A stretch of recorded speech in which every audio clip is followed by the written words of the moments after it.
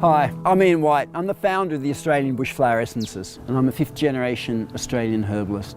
I grew up around Terry Hills, which is about an hour out of Sydney, backed onto National Park, and my grandmother lived next door.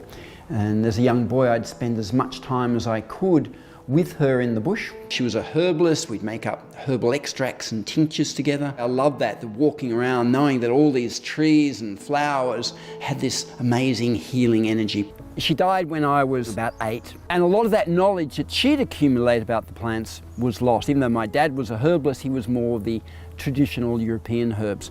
So I went off, did university, got very sick traveling in India, came back, started working with yoga, Tai Chi, herbs to rebuild my health.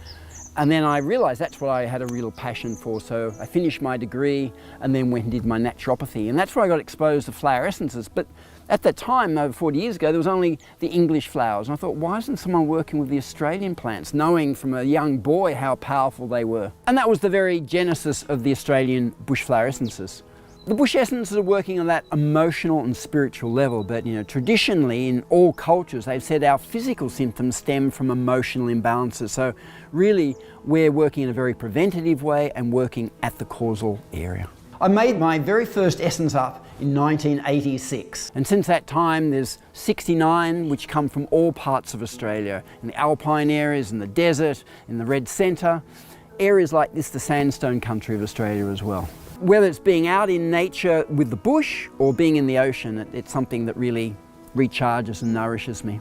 I live looking over Avalon Beach. I can see if the waves are good each morning. My wife, who's the principal harpist for the opera, she's doing a lot of practicing at home, so it's great hearing her beautiful music she's creating. We've been involved in projects where she's done the music, say for the White Light Essence as one of the spiritual ranges.